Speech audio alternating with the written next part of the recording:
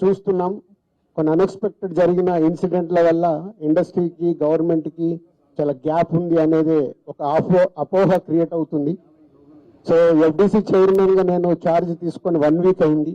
నేను యుఎస్ వెళ్ళి వచ్చిన తర్వాత ఇమీడియట్లీ సీఎం గారిని కలవడం, ఇమీడియట్లీ సీఎం గారు కూడా ఇండస్ట్రీతో మీటింగ్ మాకు ఈరోజు అపాయింట్మెంట్ ఇవ్వడం. సో ఈ మీటింగ్కి మెయిన్గా హైలైట్ పాయింట్. సో సీఎం గారు మా అందరికీ ఇండస్ట్రీ నుంచి ఏమేమి కావాలి, ఇండస్ట్రీకి కూడా అన్ని ఛాంబర్ ద్వారా, Telangana chamber and Telugu film chamber ద్వారా వారికి విన్నవించడం జరిగింది.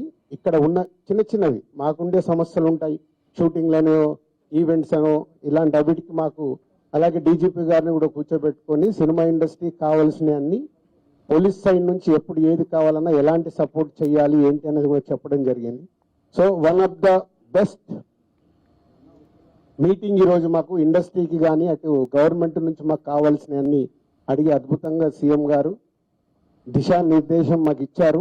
ఇలా ఉంటే మీ ఇండస్ట్రీ ఇంకా ఇంత గ్రోత్లో ఉంటుందని. సో ఎవ్రీవన్, అందరు వచ్చిన వాళ్ళు ప్రతి ఒక్కరు పేరు పేరున సీఎం గారికి ధన్యవాదాలు చెప్పారు కలిసి. అంటే అంత అద్భుతంగా సీఎం గారు మా తెలుగు సినిమాని ప్రపంచవ్యాప్తంగా తీసుకెళ్ళటానికి ఏమి చెయ్యాలి అనేది మా drive. So whole industry next ఇంకో మీటింగ్ చేసుకొని మళ్ళీ సీఎం గారికి ఏమేమి చేస్తే బాగుంటుంది అనేది ప్రపోజల్ ఇవ్వబోతున్నాం.